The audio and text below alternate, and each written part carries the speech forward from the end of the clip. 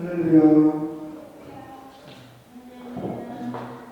오늘도 복되고 거룩한 주일 함께 촬영하고 있음에 감사드립니다. 오늘 저희 부르실 첫 번째 곡은 89번 정결한 마음 주시옵소서입니다.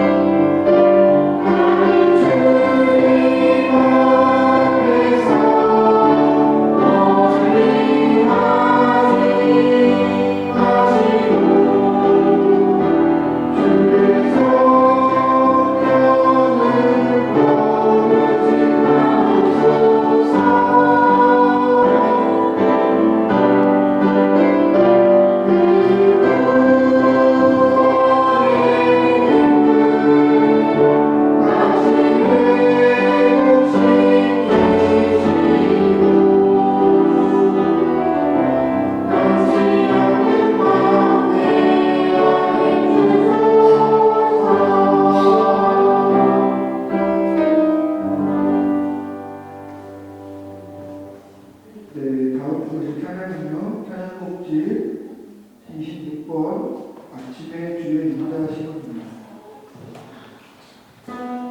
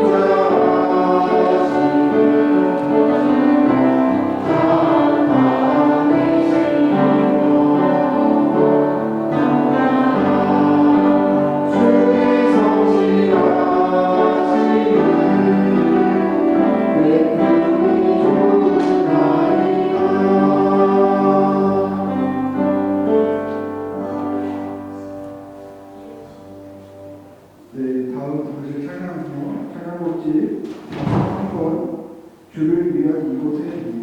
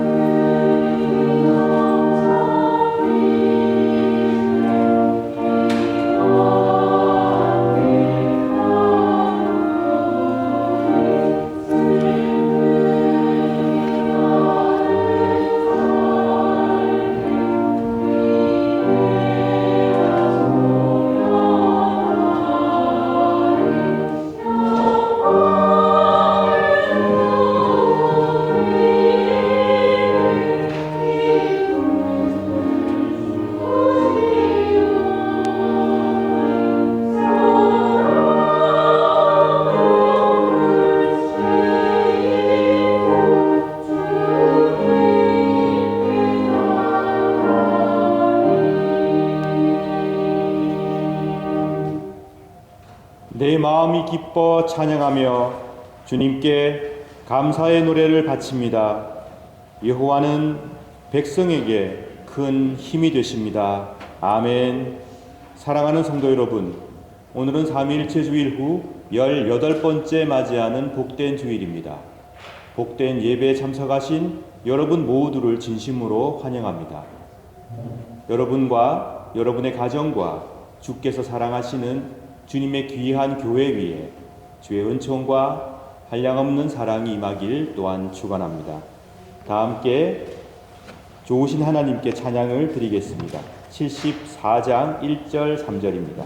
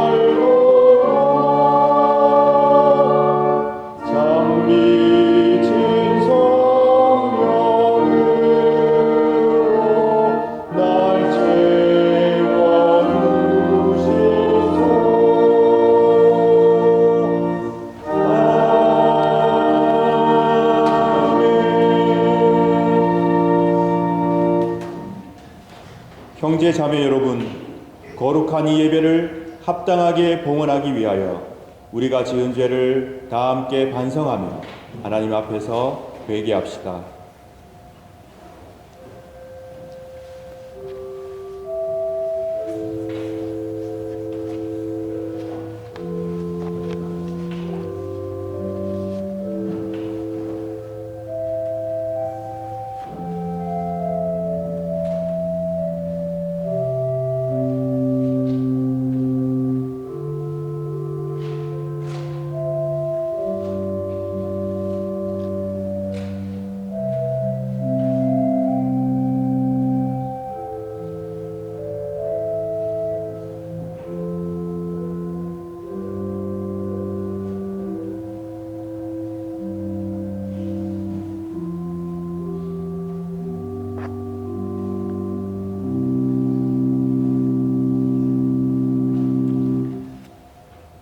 다 같이 공동 참회 기도를 바칩시다. 주 하나님, 우리는 악을 즐겨 행하고 선을 멀리하고 당신의 거룩한 명령을 거역했음을 고백합니다. 주님, 당신을 진노케 했기에 우리는 우리 자신을 기뻐하지 않습니다. 우리의 죄와 교만을 진실한 참회로 저주했으며 당신의 은총이 우리의 불행을 막아주시길 바라고 있습니다.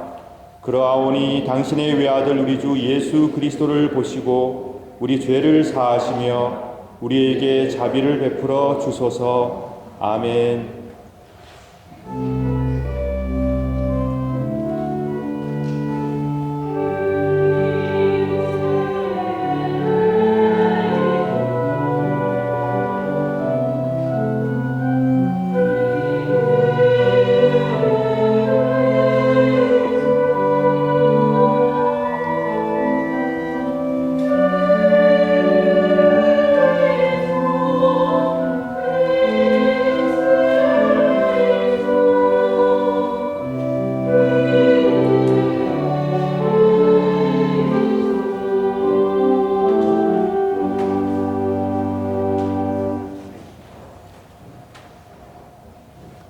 자비가 가득하신 하나님께서 아들 독생 성자 예수 그리스도를 통하여 저와 여러분을 당신의 귀한 자녀로 삼아 주셨습니다.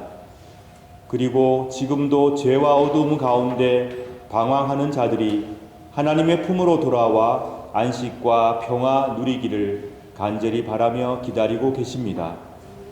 우리가 하나님의 자비하심에 의지하여 용서를 구할 때마다 하나님께서는 우리의 기도를 응답하시고 아낌없이 용서를 베풀어 주시며 새로운 힘과 용기와 기회를 주십니다. 그리고는 다시금 우리의 죄악을 기억하지 아니하시겠다고 굳게 약속해 주셨습니다. 저는 교회 부름을 받고 안수를 받은 목사로서 오로지 하나님의 자비하심과 하나님의 거룩한 말씀만 의지하여 진실로 자신의 죄를 뉘우치고 용서받기를 간절히 바라는 여러분의 죄가 사함받았음을 거룩하신 성부와 성자와 성령의 이름으로 선포합니다. 아멘.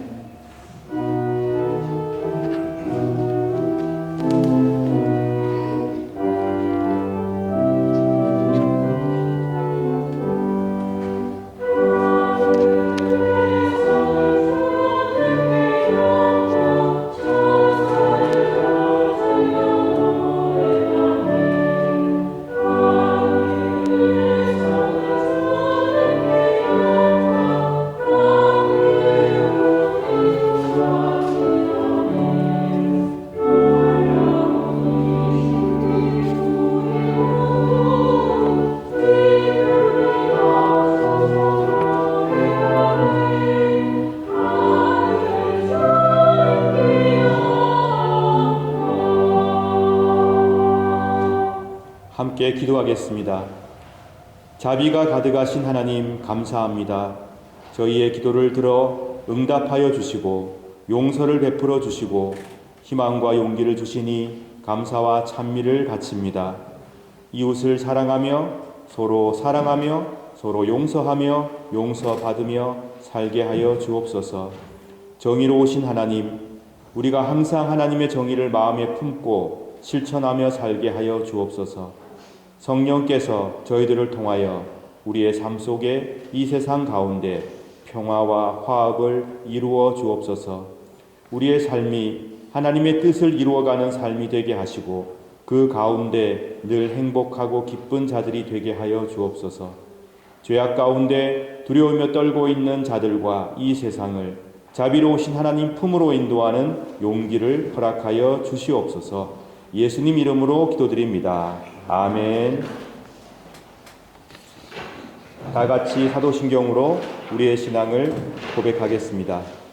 전능하사 천지를 만드신 하나님 아버지를 내가 믿사오며 그 외아들 우리 주 예수 그리스도를 믿사오니 이는 성령으로 잉태하사 동정녀 마리아에게 나시고 본디오 빌라도에게 고난을 받으사 십자가에 못 박혀 죽으시고 장사한 지 사흘 만에 죽은 자 가운데서 다시 살아나시며 하늘에 오르사 전능하신 하나님 우편에 앉아 계시다가 저리로서 산자와 죽은 자를 심판하러 오시리라.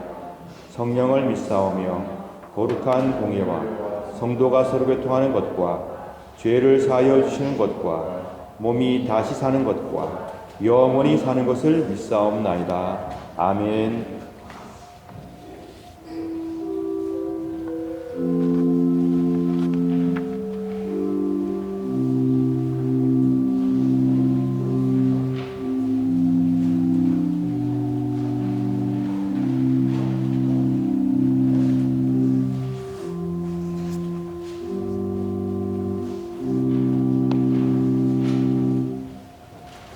함께 교독문 교독하시겠습니다. 교독문 42권 시편 98편입니다. 새 노래로 여호와께 찬송하라. 그는 기이한 일을 행하사 그의 어심과 거룩한 팔로 자기를 위하여 구원을 베푸셨음이로다. 여호와께서 그의 구원을 알게 하시며 그의 공의를 온 나라의 목전에서 명백히 나타내셨도다.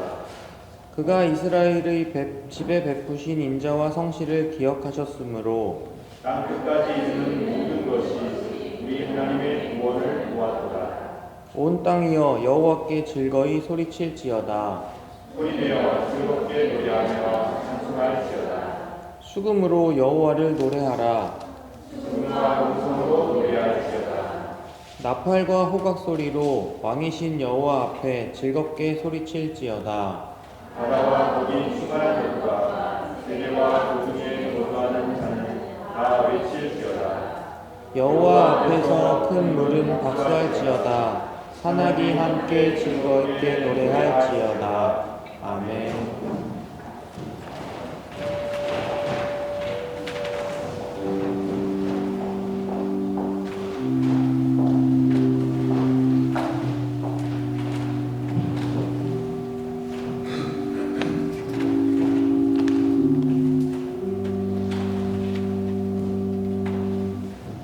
다 함께 기도드리겠습니다.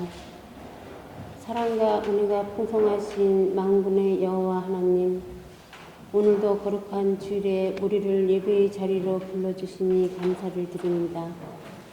이 시간 우리의 마음과 뜻과 정성을 다해 주님을 찬양합니다. 주님, 지난 한 주간 우리의 연약함으로 말미암아 생각과 말과 행동으로 지은 모든 죄를 회개하오니 주님의 십자가의 보혈로 깨끗하게 용서하여 주시옵소서. 우리의 믿음이 감정에 흔들리지 않고 주님 말씀 위에 굳게 서는 든든한 믿음이 되게 하시며 어떠한 상황 속에서도 하나님만을 의지하는 참된 신앙으로 거듭나게 하옵소서. 우리의 가정을 축복하셔서 부모와 자녀 모두가 하나님을 경외하며 올바른 믿음 위에 세워지게 하시고 서로를 사랑과 존중으로 섬기는 믿음의 가정이 되게 하옵소서. 사랑의 하나님, 우리 자녀들의 몸과 마음을 주님의 손에 맡겨드립니다. 자녀의 몸을 건강하게 하시고 지칠 때는 새 힘을 얻으며 건강을 지킬 지혜를 배우게 하시고 자녀들의 마음에 주님의 평안으로 채워주시며 불안한 세상 속에서도 흔들리지 않고 주님의 사랑 안에 위로를 얻고 자녀들의 영혼이 하나님을 사랑하고 믿음으로 자라게 하시며 기도와 말씀 속에서 진정한 쉼을 누리며 주님 뜻 안에서 복된 열매를 맺게 하옵소서. 우리 교회가 성도들 간의 사랑과 이해와 격려로 서로를 세워가는 공동체가 되게 하시며 그 안에 하나님의 평안과 은혜가 넘쳐나게 하옵소서. 현재 진행되고 있는 직분자 교육위에도 함께 하시어 말씀 중심, 하나님이 중심으로 잘 이루어지게 하시고 그들을 통해 우리 정동교회가 더욱 든든히 세워져 주님의 귀한 일꾼으로 쓰임받게 하옵소서. 이 시간 말씀을 전하시는 목사님께 성령의 능력을 더하셔서 그 말씀이 살아 역사하시며 듣는 우리 모두가 새롭게 변화되고 은혜 받는 복된 시간이 되게 하옵소서. 모든 영광을 주님께 올려드리며 예수 그리스도의 이름으로 기도드립니다. 아멘.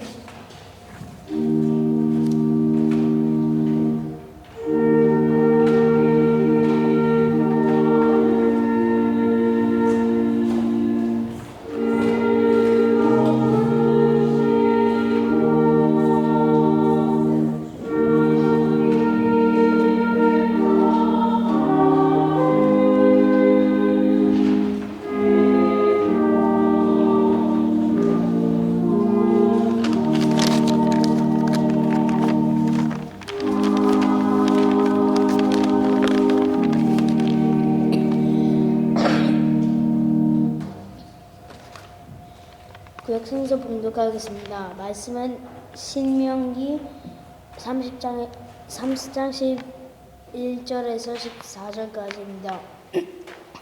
내가 오늘 여러분에게 주는 이 명령을 여러분에게 아주 어려운 것도 아니고 너무 멀리 있는 것도 아니요. 이것은 하늘에 있는 것이 아니므로 누가 하늘에 올라가서 저 명령을 받아올 수 있을까? 그래야 우리가 듣고 지킬 수 있을 텐데 라고 말할 수 없소. 또 바다 저편에 있는 것도 아니기 때문에 누가 바다 저편으로 가서 저 명령을 받아올 수 있을까? 그래야 우리가 듣고 지킬 수 있을 텐데 라고 말할 수도 없소. 그렇소. 그 말씀은 아주 가까운 곳에 있소. 그것은 여러분의 입과 여러분의 마음 속에 있소. 그러므로 그 말씀을 잘 지키시오. 이는 주님 말씀입니다.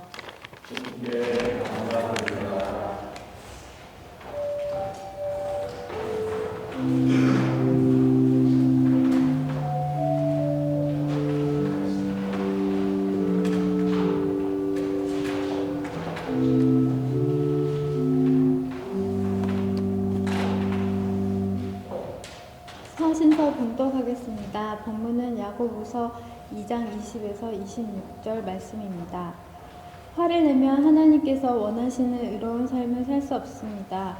그러므로 여러분의 삶 가운데 악한 것과 잘못된 일은 모두 없애버리십시오. 여러분의 마음에 심겨진 하나님의 가르침을 겸손하게 받으시기 바랍니다. 이는 여러분의 영혼을 구원하는 가르침입니다. 하나님께서 가르쳐 주신 대로 행하십시오. 듣기만 하고 행하지 않는 사람이 되어서는 안 됩니다.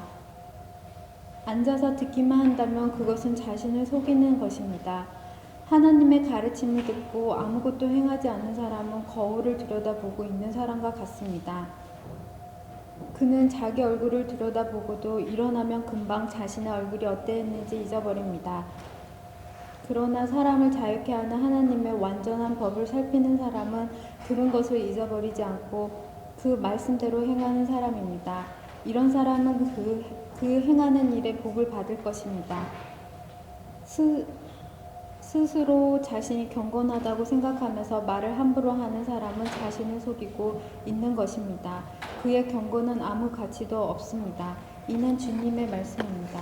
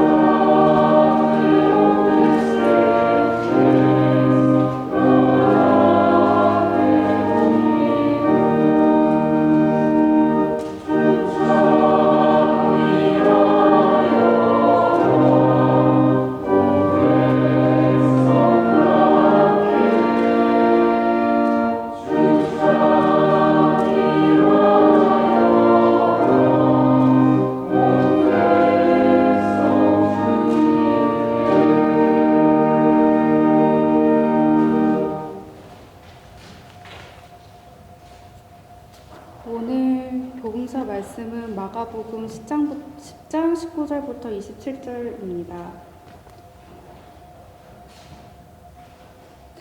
내가 계명을 안다. 살인하지 마라. 간음하지 마라. 도둑질하지 마라. 거짓 증거를 대지 마라. 속이지 마라. 내 부모를 공경하여라. 그 사람이 말했습니다. 선생님, 저는 어려서부터 이 모든 계명을 다 지켰습니다. 예수님께서 그 사람을 보시고 사랑스럽게 여기셨습니다. 그리고 말씀하셨습니다. 내게 부족한 것 하나가 있다. 가서 내가 가진 것을 모두 팔아 가난한 사람들에게 주어라. 그러면 하늘에서 보화가 있을 것이다. 그리고 와서 나를 따라라. 이 말씀을 듣고 그 사람은 매우 슬퍼하며 떠나갔습니다. 그것은 그 사람이 많은 재물을 가지고 있었기 때문입니다. 예수님께서 제자들을 보시며 말씀하셨습니다. 부유한 사람이 하나님 나라에 들어가는 것이 얼마나 어려운가. 제자들은 예수님의 말씀에 놀랐습니다. 예수님께서 다시 말씀하셨습니다. 얘들아, 하나님 나라에 들어가는 것이 얼마나 어려운지 부자가 하나님 나라에 들어가는 것보다 낙타가 바늘길을 지나가는 것이 더 쉬울 것이다. 제자들은 더욱더 놀라며 서로 말하였습니다. 그러면 과연 누가 구원받을 수 있을까? 예수님께서 제자들을 바라보시며 말씀하셨습니다. 사람은 할 수 없으나 하나님께서는 할 수 있다. 하나님께는 모든 것이 가능하다. 베드로가 예수님께 말했습니다. 보십시오. 우리는 선생님을 따르려고 모든 것을 버렸습니다. 예수님께서 말씀하셨습니다. 내가 너희에게 진정으로 말한다. 나와 복음을 위해 자기 집과 형제, 자매, 어머니, 아버지, 자식 또는 밭을 버린 사람은 이 세상에서 핍박과 함께 집, 형제, 자매, 어머니, 자녀 그리고 밭을 100배로 받을 것이다. 그리고 오는 세대에서는 영원한 생명을 얻을 것이다.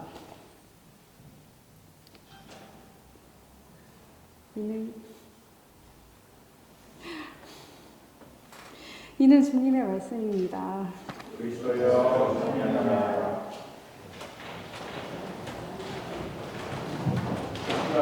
예배 선포가 되어야 하는 학생들 그리고 공동체를 회복하겠습니다.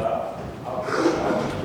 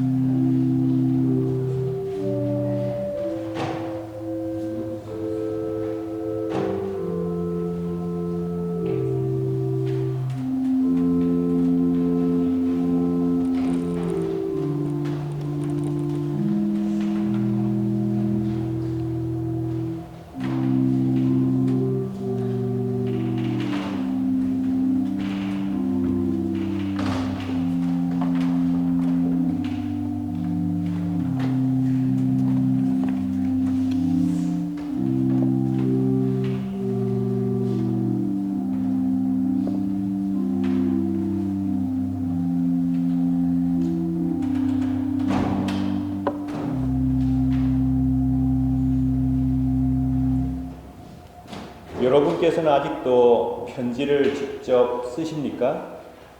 그런 경우가 요즘에 좀 드물죠. 예전에는 편지로 의사소통을 참 많이 했고 또 글로 만나는 사람의 매력이 다른 것 같습니다. 여기 오래전에 결혼하셨거나 연애를 하셨던 분들은 연애 편지를 한 번씩 다 써보셨을 줄로 압니다. 모르겠습니다. 지금 젊은 세대는 주로 SNS를 통해서 의사소통을 하기 때문에 종이 위에다 편지를 쓰는 이런 어떤 느낌 이런 것들이 여러분에게 어떻게 와닿을지는 잘 모르겠습니다. 옛날 2000년 전에는 편지가 주로 서로의 의견을 주고받는 수단이었죠. 우리가 예배 시간에 읽고 또 개인적으로 읽고 계시는 성경, 특히 신약 성경의 서신서라는 것들은 다 편지입니다. 사도 바울이라든가 또는 야고보라든가 예수님의 제자들, 그 교회를 세우신 분들이 또 그 공동체를 향해서 쓰는 당부요, 편지요, 사랑의 인사였던 거죠. 오늘 우리가 함께 읽었던 본문 야고보서도 마찬가지입니다. 야고보 사도가 교회를 향하여 썼던 사랑의 편지고 당부의 말씀이고 권면의 말씀이었던 겁니다. 사도 바울도 참 많은 편지를 쓰였던 분입니다. 그 안에는 사랑이 녹아있고 또 당부가 녹아있고 그리고 함께 고민하는 문제들이 녹아있습니다. 근데 야고보서라고 하는 이 성경은요, 역사 속에서 이거 진짜 예수 그리스도를 중심으로 한 복음을 기록한 책이 맞는 것인가? 라는 의심을 종종 받아왔던 성경입니다. 여러 가지 이유가 있겠지만 그 중에 가장 중요한 이유 중에 하나는 뭐냐면 사도 바울께서 강조하셨던 로마서라든가 고린도 전후서라든가 디모데 전후서라든가 사도 바울께서 큰 역할을 하신 분이지 않습니까? 초대 기독교회는 사도 바울을 빼고는 기독교 역사를 쓸 수 없을 만큼 매우 중요한 역할을 하셨던 분입니다. 그분의 가르침과는 다른 가르침 같은 내용들이 야고보서에 나온다고 봤기 때문입니다. 한번 로마서 1장 17절 말씀을 보면 이렇게 되어 있습니다. 하나님께서 주시는 의가 복음에 계시되어 있습니다. 성경에 의인은 믿음으로 인하여 살 것이다 라고 기록되어 있듯이 하나님께로부터 오는 의인은 처음부터 끝까지 믿음으로 얻을 수 있는 것입니다. 믿음이 우리를 의롭게 한다는 것이죠. 우리의 행위나 행실이 아니라. 그게 사도 바울의 가르침의 핵심 중에 하나입니다. 우리가 어떤 선행을 많이 해서 착한 일을 많이 한다고 해서 하나님께서 야, 참 너 의롭다. 내가 너에게 구원을 베풀어 주마. 그게 아니고 예수 그리스도를 통해서 이루신 하나님의 놀라운 구원 사역을 믿고 받아들임으로써 우리는 하나님께서 너 참 의롭다 라는 인정을 받게 된다는 것이 사도 바울의 가르침이죠. 에베소서 2장 8절에도 나옵니다. 여러분은 하나님의 은혜 안에서 믿음으로 구원을 받았습니다. 여러분 스스로는 자신을 구원할 수 없습니다. 구원은 하나님의 선물입니다. 구원은 하나님의 선물. 너무나 깊은 신학적 내용이 녹아있고 아름다운 말씀이죠. 그렇습니다. 우리가 누리고 있는 구원과 이 기쁨은 하나님의 선물이라는 것이죠. 2장 9절도 마찬가지입니다. 에베소서 2장 9절. 또한 여러분의 착한 행동으로 구원받았다고 자랑할 수 없습니다. 사도 바울이 이 서신을 에베소에 보낼 때 그 당시에 에베소 교회 주변에, 교회 안에 이런 생각을 했던 사람들이 많습니다.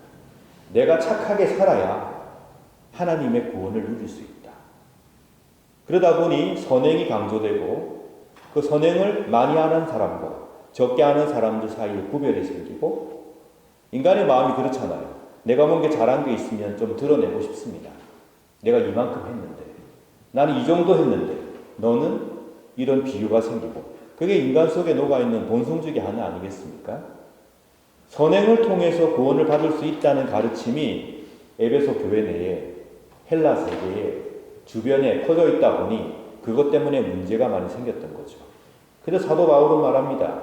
우리의 구원은 하나님의 은혜로 된 것이지 결코 우리의 선행으로 이루어진 것은 아니다.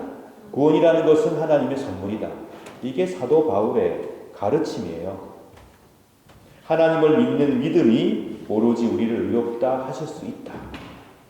우리의 구원은 전적으로 우리의 믿음에 달렸다는 것이죠. 그렇게 사도 바울의 영향력이 초대교회에 많이 퍼져나갔습니다. 그런데 오늘 우리가 함께 읽은 야고보서는 좀 다른 얘기를 하고 계시거든요. 읽어보겠습니다. 야고보서 2장 20절부터 어리석은 여러분, 행함이 따르지 않는 믿음은 아무 쓸모도 없는 걸 모르시겠습니까? 다른 내용이죠. 우리가 선행을 한다고 구원을 받는 게 아니라고 사도 바울은 강조하는데 야고보서의 저자는 다른 얘기를 하고 있습니다. 행함이 따르지 않는 믿음은 아무 쓸데없다. 2장 24절입니다. 그러므로 사람이 행동으로 의롭다 함을 받을 수 있으며 믿음만으로 의롭다 함을 받을 수 없습니다. 충격적이죠. 사도 바울의 가르침과는 다르게 느껴집니다. 의롭다 함을 받을 수 있으려면 행동을 똑바로 하십시오. 그 얘기입니다. 믿음만 갖고는 안 된다는 것이죠. 2장 26절이 있습니다. 영혼이 없는 몸이 죽은 것 같이 믿음도 행함이 없으면 죽은 것입니다. 자, 이런 맥락입니다. 이 다른 강조점인데 다른 말씀 아닌가? 그래서 종교개혁자 루터조차도 믿음으로 말미암은 의로움, 믿음으로 말미암아 구원에 이룰 수 있다는 가르침을 강조했던 루터조차도 자꾸 선행을 해야 한다. 그 다음에 행함이 있어야 된다. 이런 얘기를 하고 있는 야고보서를 조금 낮은 수준의 성경이라고 생각했습니다. 루터의 표현을 빌자면 지푸라기 서신이다. 그렇게 말을 했거든요. 초대교회 교부들도 야고보서에 대해서 의견이 분분했습니다. 초대교회가 사도 바울의 큰 영향 속에서 그리스 로마 문화권의 사유나 철학을 기반으로 해서 꽃 피었다는 것 우리는 알고 있죠. 그렇지만 기독교의 시작은 어디였습니까? 이스라엘이고 유대교였었던 거죠. 유대인들의 그 안에서 기독교가 시작됩니다. 물론 이게 퍼져나가는 것은 그리스 로마 문화권이었습니다. 그 때문에 성경에 보게 되면 그리스 로마 문화권에 살고 있는 사람들이 이해하기 쉬운 방식으로 성경이 기술되어 있다는 것, 특히 사도 바울의 문서들을 보면 우리가 알 수 있습니다. 그렇지만 야고보서를 바라볼 때 느끼는 당혹감은 왜 이런 것이 생기냐면요. 야고보서의 저자는 그리스 로마 문화적인 사유의 바탕에서 성경을 기술하고 있는 것이 아니고 기독교, 유대교적인 기독교의 초기 이스라엘 사람들의 유대적인 사고방식 안에서 이 서신을 기록하고 있다는 것이고요. 학자들에 따르면 야고보란 사도가 활동했던 곳은 예루살렘, 특별히 유대교가 여전히 그 안에서 예식을 치르고 있는 그 속에서 활동했던 것으로 말을 하고 있습니다. 그러니 사도 바울의 상황과 사도 바울이 세운 교회들의 상황과 그리스 로마 문화권, 야고보 서신을 기록한 저자가 처한 상황이 다른 거죠. 그리고 독자가 다릅니다. 야고보 서신의 저자는 바로 유대인들 가운데에서 기독교인이 된 사람들, 그들의 사고와 생각 속에서 오늘 야고보서를 기록하고 있다는 사실입니다. 그러므로 우리가 성경 말씀을 볼 때 다른 내용이 나와도 야 이거 완전 다른 말씀이네? 에이 성경이 권위 있는 책인 줄 알았더니 이거 뭐 딴 얘기를 하고 있잖아. 성경 안에도 서로가 다른 얘기를 하고 있네? 이렇게 당황하실 필요가 없다는 말씀을 제가 드리는 겁니다. 성경은요, 다양한 배경 속에서 3000년의 역사 가운데 그 공동체가 처해 있는 상황과 현실 가운데에서 하나님의 말씀이 증거된 것을 기록하고 있습니다. 사도 바울의 서신은 그리스 로마 문화권에 있던 사람들을 향한 서신이었고 야고보서는 초기에 기독교인들 가운데 유대인들 중에 기독교인이 된 사람들 그들을 향해서 서신을 쓰고 있다는 것이죠. 다른 말 같지만 아닙니다. 매우 중요한 우리가 놓치지 말아야 할 두 가지 국면을 사도 바울 서신과 야고보서가 함께 얘기하고 있습니다. 사람도 그렇습니다, 여러분. 토론을 처음에 딱 하다 보면요, 저분이 완전 나하고 다른 얘기를 하시네? 그렇게 생각이 들 때가 있어요. 완전 딴 얘기네? 근데 많이 토론을 하다 보면 나하고 그렇게 생각이 다른 건 아닌데 저분의 강조점이 다르구나 라는 것을 느낄 때가 참 많거든요. 오늘 야고보서 서신과 사도 바울의 서신이 그렇습니다. 왜 그러냐면 사도 바울도요, 믿음을 통한 구원을 강조했지만 사실 사랑의 실천을 등한시한 그런 사도가 아닙니다. 여러분 너무나 잘 아시는 고린도전서 13장의 말씀을 한번 보시기 바랍니다. 제가 읽어드릴게요. 고린도전서 13장 1절 내가 사람의 방언과 천사의 말을 하더라도 내게 사랑이 없으면 나는 울리는 종과 시끄러운 꽹과리와 다를 게 없습니다. 2절 내가 예언하는 선물을 받고 모든 비밀과 모든 지식을 헤아리고 또 산을 옮길 만한 믿음을 가지고 있다 하더라도 내게 사랑이 없다면 나는 아무것도 아닙니다. 13장 13절 그런즉 믿음, 소망, 사랑 이 세 가지는 항상 있을 것인데 그 중에 가장 위대한 것은 사랑입니다. 사도 바울도 사랑을 강조하고 있죠. 아무리 멋진 설교를 해도 소용이 없다는 얘기입니다. 아무리 멋진 위로를 해도 그거는 쓸데없다는 거죠. 만약에 사랑이 없다면. 제가 여러분께 설교를 하고 교회 목사로 섬기고 있지만 제 속에 사랑의 열매가 없다면 다 쓸데없다, 울리는 꽹과리다, 그런 말입니다. 직분자들께서 열심히 교회도 봉사하시고 그렇게 하시죠. 그 다음에 사람들에게 아름다운 하나님의 말씀을 증거하시죠. 그러나 그들에게서 사랑의 실천이 보이지 않는다면 쓸데없다, 울리는 꽹과리다, 그런 얘기를 하고 계십니다. 아무리 내가 초자연적인 능력을 구사하고 신의 은사를 베풀고 방언을 줄줄줄 해도 내게 사랑이 없다면 나는 아무것도 아닙니다. 사도 바울께서 그렇게 말하고 있습니다. 그러므로 바울의 서신과 야고보서는 그리스도를 향한 신앙과 그 실천에 있어서 매우 중요한 두 차원에 대한 강조점을 각각 하고 계시는 겁니다. 이게 서로가 다른 얘기가 아니고요. 매우 중요한 얘기를 지금 다른 포인트를 가지고 말씀을 하고 계시는 거죠. 두 가지입니다. 첫 번째는 뭐냐? 하나님을 향한 믿음. 그것만이 우리를 구원에 이를 수 있게 합니다. 하나님은 그 믿음을 보시고 우리를 구원하신다. 그리고 우리에게 선물을 베푸신다. 구원을. 그겁니다. 첫 번째는. 두 번째는 뭐냐? 그 믿음은 반드시 사랑의 열매를 맺게 되어 있다라는 것입니다. 우리는 어떠한 선행으로도 하나님의 주권에 속한 구원을 따낼 수가 없습니다. 하나님, 제가 이만큼 했거든요. 저를 구원해 주십시오. 그렇게 못한다는 겁니다. 왜? 구원은 하나님의 선물이기 때문입니다. 우리가 하나님을 믿고 그리스도를 통한 구속사역을 마음에 받아들임으로써 하나님께로부터 선물을 받습니다. 선물은 뭐냐?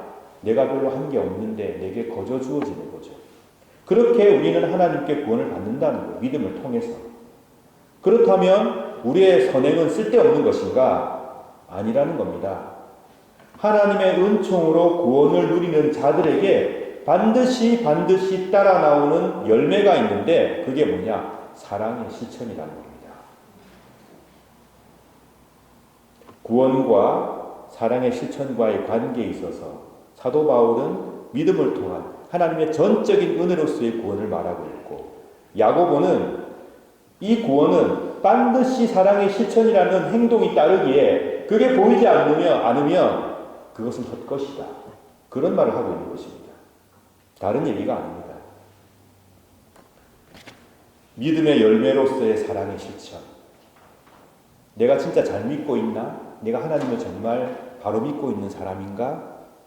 이것을 고민하시는 분들은 내가 마음으로 하나님을 받아들였는가를 살펴보시고, 두 번째, 내 삶 속에 사랑의 열매들이 맺히고 있는가를 보셔야 합니다.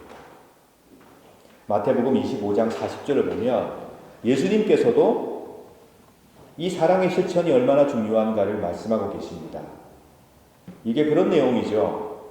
왕이 두 부류의 무리를 모아놓고 한 부류는 칭찬하고 한 부류는 야단치는 그런 내용입니다.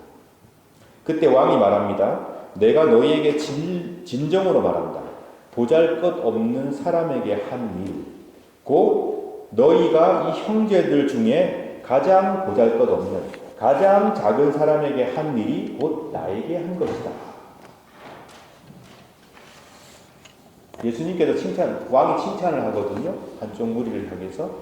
너는 내가 배고플 때 먹을 것 줬고, 감옥에 갇혀있을 때 돌아봐 줬고, 그 다음에 내가 외로울 때 위로가 되어줬다. 참 잘했다. 그랬더니 그 칭찬을 받은 사람들이 물어보죠. 아니, 왕이시여, 우리가 언제 왕이 감옥에 있을 때 찾아갔고, 아플 때 돌봐드렸으며, 외로울 때 위로했습니까? 그랬더니 한 말이 이겁니다. 지극히 작은 자 한 사람에게 한 것이 곧 나에게 한 것이다. 하나님께서는 우리가 볼 때 쓸데없어 보이고 가진 거 없어 보이고 약해 보이는 그 작은 자에게 한 선행을 당신에게 하신 것으로 받아들이신다는 말씀이죠. 너무 무겁고 진지하고 또 한편으로는 위로가 되는 말씀입니다. 가장 작은 자에게 한 그 작은 일을 주님께서 당신께 한 일로 받아들이신다는 말씀을 하고 계시는 거죠. 사랑의 실천의 중요성. 수도원에 가면요, 멜크 수도원 가보셨습니까? 거기 가시면 그 연회를 베푸는 홀이 있습니다. 거기 보면은 멜크 수도의 수사들이 항상 머릿속에 넣었던 수도원 규칙이 하나 적혀져 있습니다. 어떻게 적혀져 있냐면 모든 손님을 그리스도를 대하듯이. 수도원의 중요한 규칙입니다. 손님이 오시면 그리스도를 맞이하듯 대하라는 거죠. 이 말씀의 맥락과 맞닿아 있는 것이죠. 진지한 얘기죠. 여러분께서 어떤 분에게 선행을 베푸셨으면 그 선행을 우리 주님은 당신께 한 것으로 받아들이신다는 겁니다. 이게 왜 위로가 되는지 말씀을 드릴게요. 제가 항상 남을 도와줄 수는 없잖아요. 제가 작은 자가 되는 경우도 있지 않겠습니까? 도움이 필요할 때, 위로가 필요할 때, 그리고 내 마음에 하나님께서 위로해 주셔야 될 때, 우리는 작은 자가 됩니다. 그런데 그 작은 자에 대한 사랑을 주께서 놓지 않고 계신다는 이 말씀.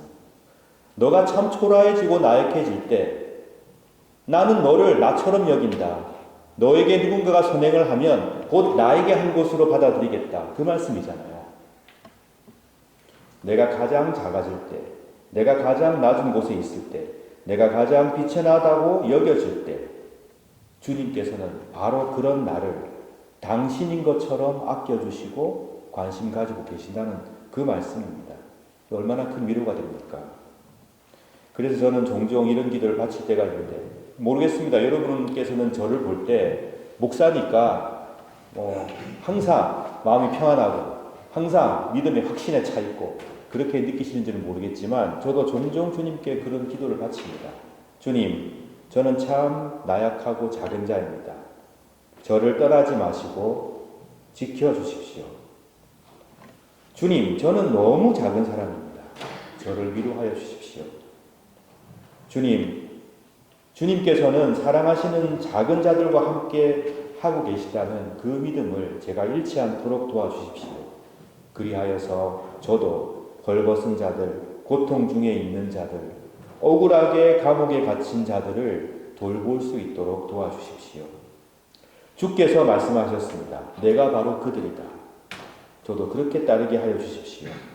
이런 기도를 종종 바칩니다. 사랑의 실천을 열매로 맺는 믿음. 사랑의 실천이 반드시 따라오는 신앙. 야고보서에서는 이 부분을 강조하였기 때문에 믿음에 있어서 실천과 열매가 얼마나 중요한지를 강조하고 또 강조하고 있는 것입니다.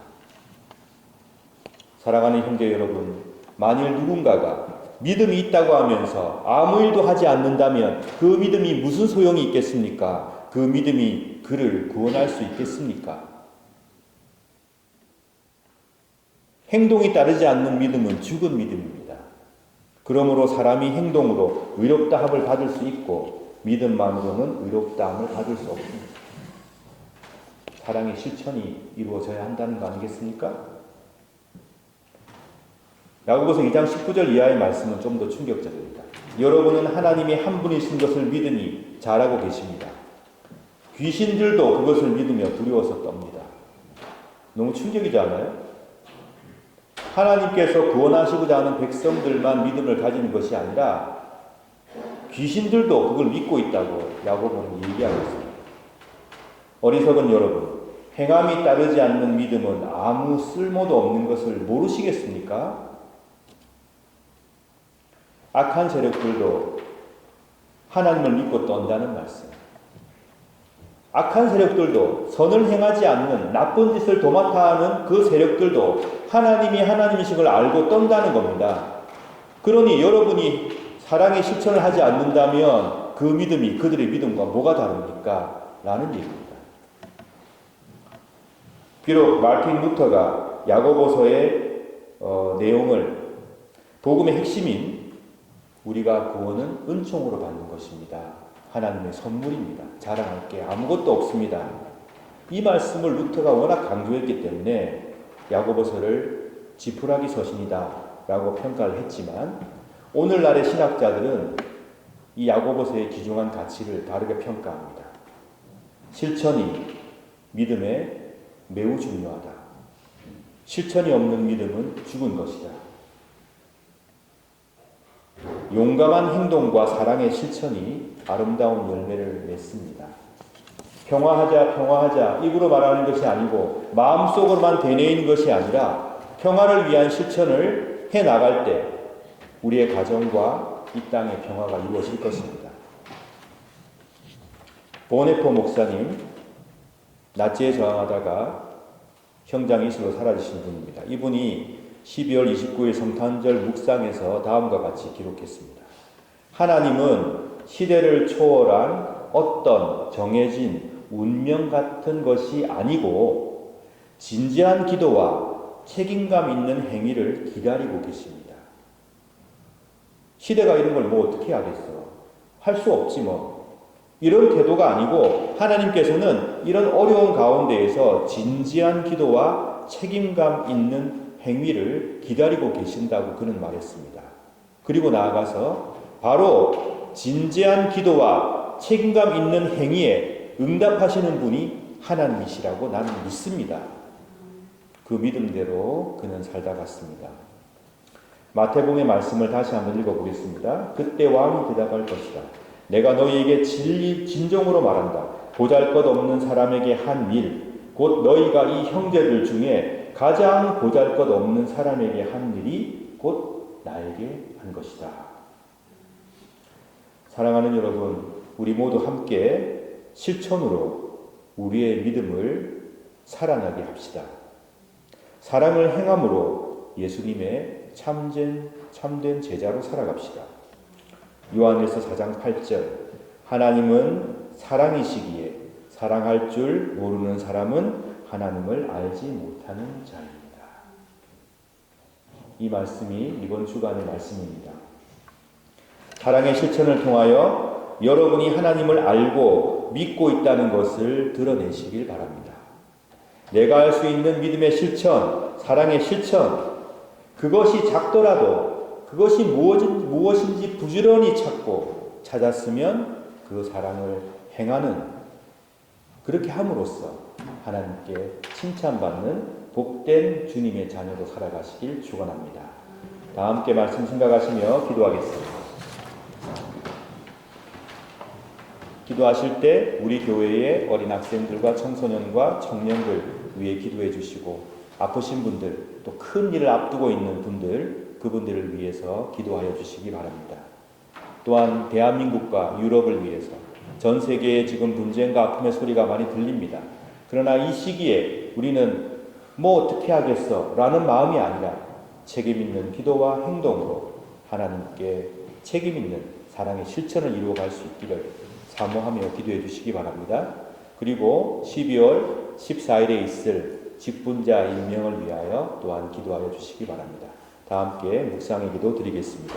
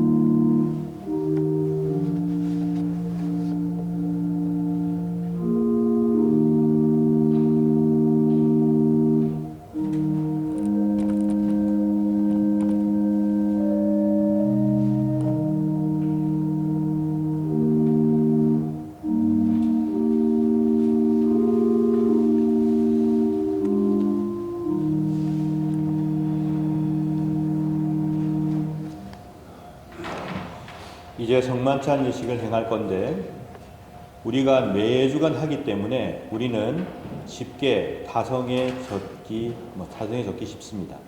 늘 하는 거니까. 근데 여러분, 성만찬은 하나님께서 성령을 통하여 우리와 함께 하시는 복된 예식입니다. 이 복을 받아 누리셔야 하지 않겠습니까? 매주 하는 거니까 그냥 하지 이런 마음은 저 멀리 던지시고 이 성만찬 예식에 집중하셔서 성만찬 예식 가운데 함께 행하는 공동체 위에 임재하는 성령을 꼭 체험하시기 바랍니다. 그리고 여러분의 삶에 위로를 받으시고 그리고 여러분의 삶에 큰 도전도 받으시고 하나님의 사랑을 느끼시고 또 세상이 줄 수 없는 평안을 함께 누리시길 바랍니다. 성만찬 예식을 행하겠습니다. 사랑하는 성도 여러분, 우리는 오늘 주님의 거룩한 식탁에 함께 모였습니다.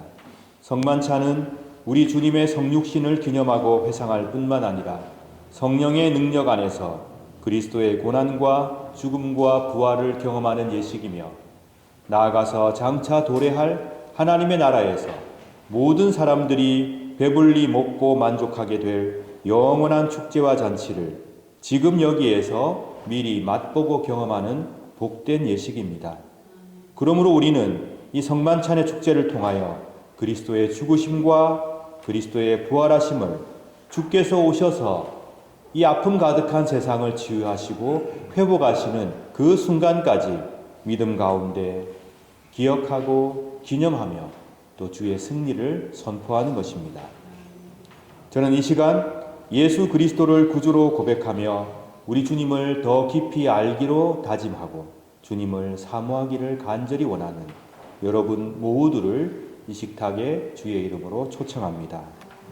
이제 주님의 분부에 따라 이 식탁을 마련했사오니 주 성령이여 함께하옵소서. 우리가 독생 성자 예수 그리스도께서 거룩하게 행하신 대로 빵과 포도주를 나눌 때 우리로 하여금 주님의 오심을 기리며 주의 고난과 부활을 기억하게 하시고 나아가 당신의 거룩한 성품에 참여하는 자가 되게 하옵소서. 하나님을 굳게 신뢰함으로 세상을 이기는 용기를 주옵소서. 예수님 이름으로 기도드립니다. 아멘.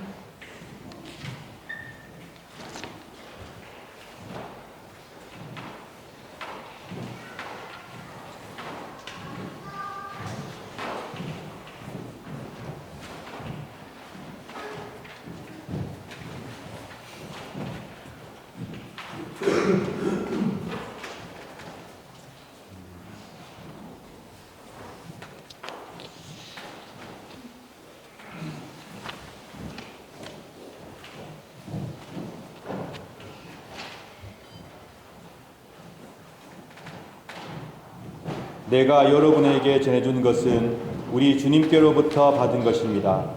우리 주 예수 그리스도께서 잡히시던 밤에 거룩하시고 존엄하신 당신 손에 빵을 드시고 하늘을 우러러 보시며 전능하신 성부께 감사하신 후 축복하시어 당신 제자들에게 나누어 주시며 말씀하셨나이다.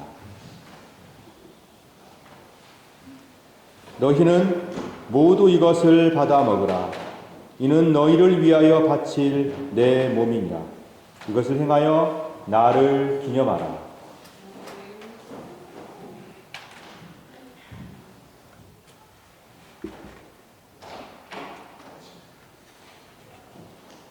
식후에 잔도이같이 하시고서 말씀하셨나이다. 너희는 모두 이것을 받아 마시라. 이는 새롭고 영원한 계약을 맺는 내 피의 잔이니 너희와 모든 이의 죄사함을 위해 흘릴 피니라. 너희는 이 예식을 행함으로 나를 기억하라.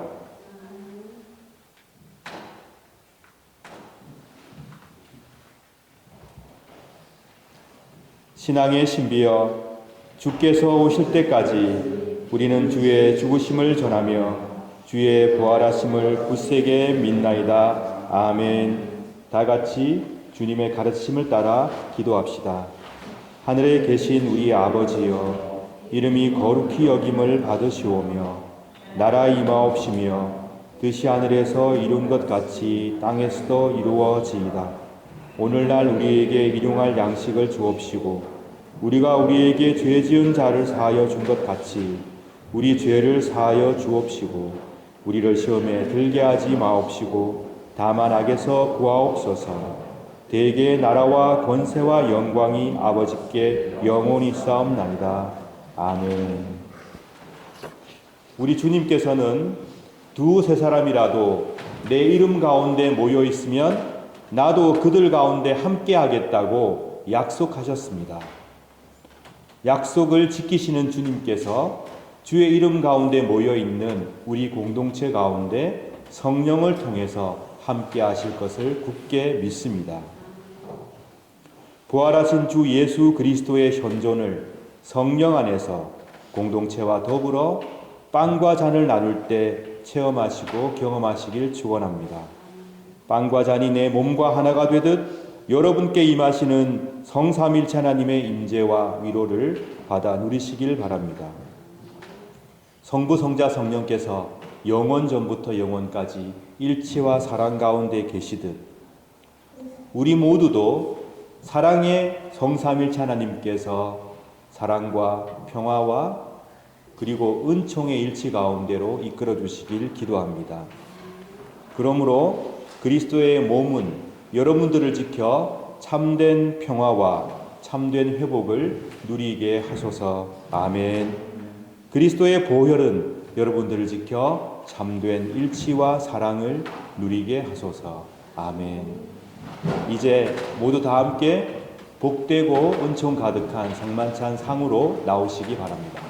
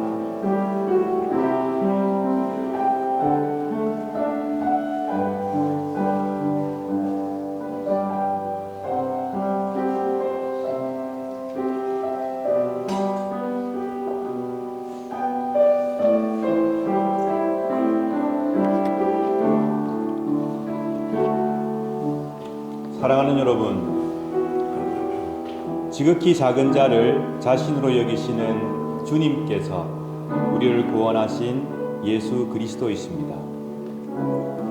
여러분, 살아가시면서 하나님을 향한 믿음과 하나님을 향한 사랑을 지극히 작은 형제와 자매에게 그들의 필요를 도와줌으로써 드러내시길 진심으로 축원합니다.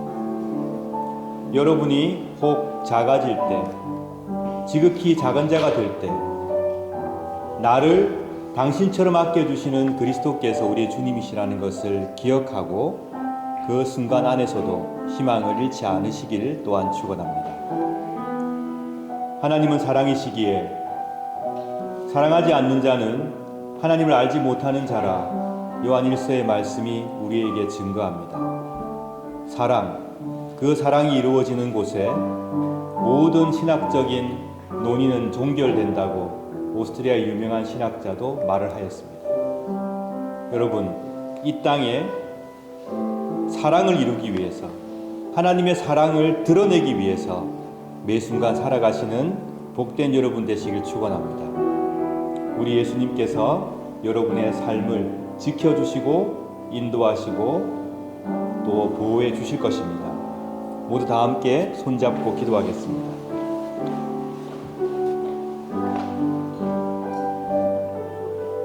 사랑과 은총의 하나님 아버지, 저희들이 은총의 성만찬을 함께 나누게 하심에 감사드립니다.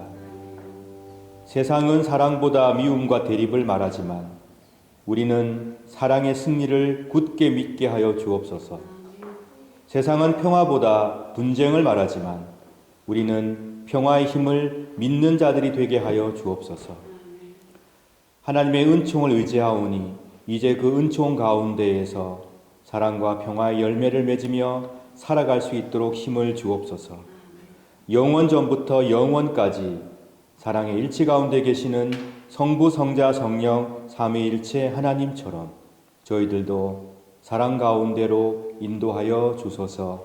부활하신 우리 주 예수 그리스도의 이름으로 기도드립니다. 아멘. 이제 평안히 여러분의 자리로 들어가시기 바랍니다.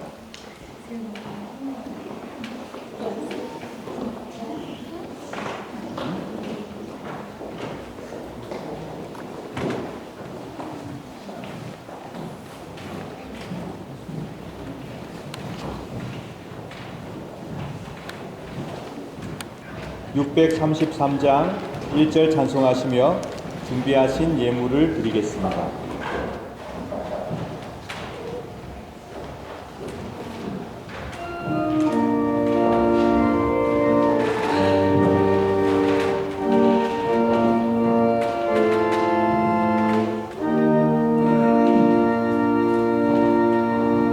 나의 하나님 받으소서. 주께 드리는 이 예물을 소리 높여 감사로 주께 드리는 아멘.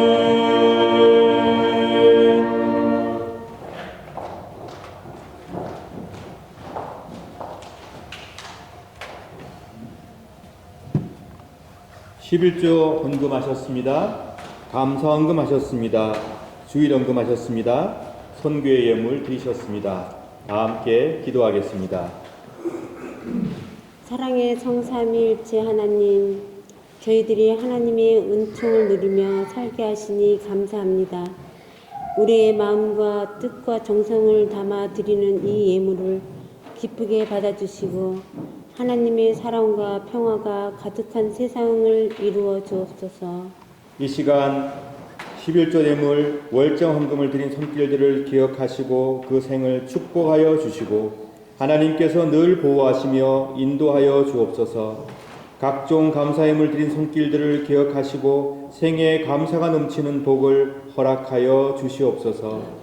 주일 예물 드린 손길들을 기억하시고 이들의 기도를 흥량하여 주시고 어디를 가든지 주님 동행하여 주옵소서.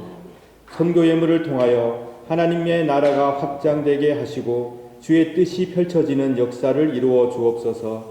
우리가 가진 모든 것들이 하나님의 은총임을 기억하고 늘 감사하며 감격하는 날들이 되게 하여 주옵소서. 어제보다 오늘이, 오늘보다 내일이 더 많은 감사로 충만한 믿음을 허락하여 주옵소서. 우리 구주 예수 그리스도의 이름으로 기도드립니다. 아멘. 이 시간 이호승 집사님 나오셔서 소식 전해주시겠습니다.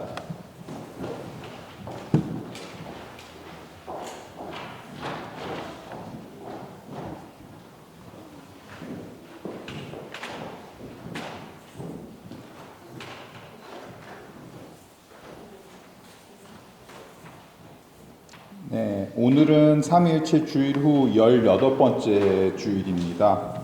예배에 참석하신 모든 분들께 감사드립니다. 우리 교회 처음 나오시는 분은 없는 것 같습니다.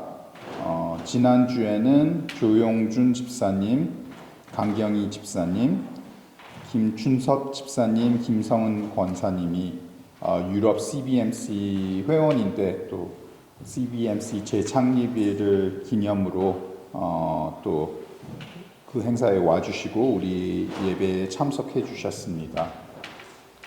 각각 그 함부르크하고 파리에서 오셨습니다.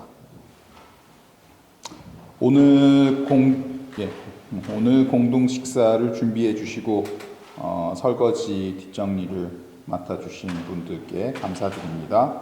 오늘 공동 식사는 김나람 집사님, 박연 집사님, 최정윤 성도님이 수고해 주셨습니다. 감사합니다. 그리고 설거지와 뒷정리는 1청년회, 미들타운어 2청년회에서 해주시겠습니다.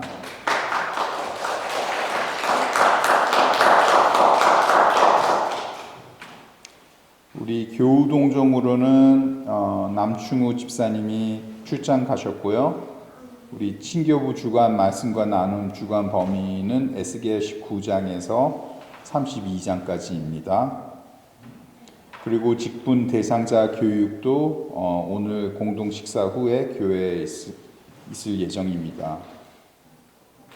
또 풍성한 벼룩 시장을 위하여 친교부 주간 벼룩 시장은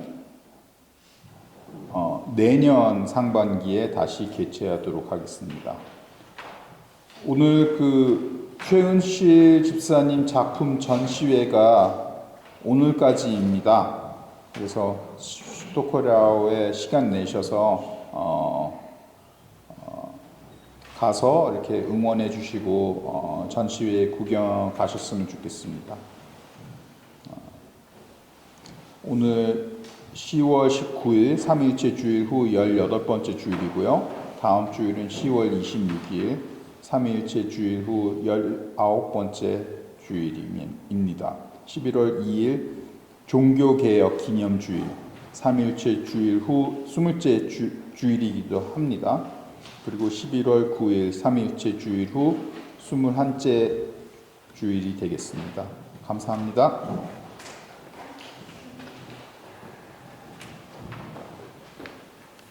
오늘 모든 곳에서 봉사와 수고를 해주시는 교우들께 감사드립니다. 여러분, 우리 교회를 위하여 숨은 곳에서 또 보이는 곳에서 봉사하시는 모든 교우들 격려해 주시고 위에서 기도해 주시기 바랍니다. 저도 여러분의 수고를 또 봉사를 하나님께서 기뻐 받으신 줄 믿고 하나님께서 큰 복으로 함께 해 주시기를 기도하겠습니다. 다 함께 일어나셔서 찬송하겠습니다. 찬송 216장 1절 3절입니다.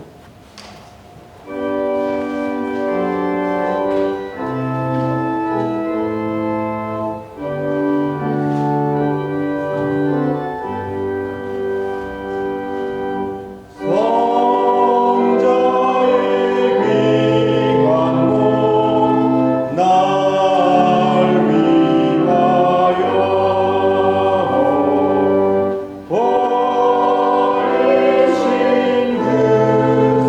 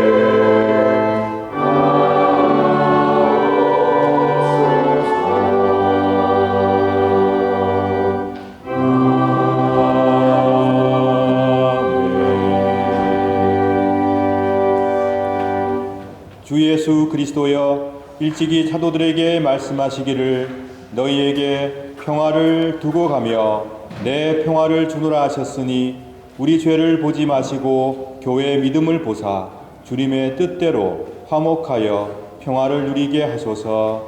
주는 세세 영원히 다스리시나이다. 아멘. 주님의 평화가 여러분과 함께 하시길 바랍니다. 이제 화해와 평화의 징표로 서로 인사를 나눕시다.